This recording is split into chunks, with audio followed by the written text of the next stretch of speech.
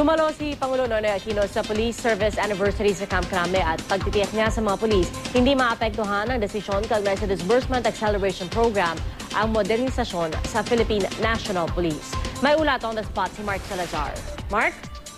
Pia, sa 115th service anniversary nga ng PNP, binida ni Pangulong Noynoy Aquino yung sinasabi niyang 1:1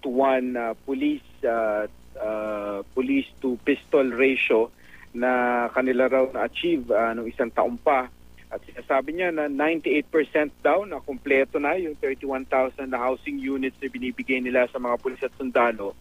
At may plano nga raw silang mag-hire ng 7,000 more uniformed and 3,000 more non-uniformed personnel na binabudgetan at sinabi niya nga na huwag magkaroon na agam-agam ang hanay ng pulisya dahil hindi raw maapektuhan ng desisyon ng Korte Suprema sa DAP yung PNP modernization na kanilang inilalatag.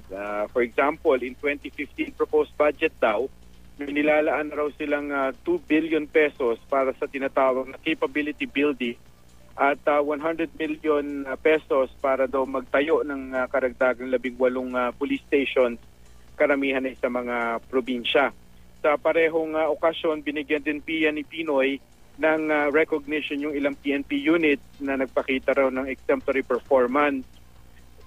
Sa ambush interview naman kay Secretary Mar Rojas, DILG, na tinanong sa kanya kung alam ba ng Pangulo yung sinasabing alingas-ngas ng hindi raw uneven distribution ng baril sa ARMM, may mga probinsya daw sa ARMM na hindi nakuha ng buo yung kanilang mga allocated gun.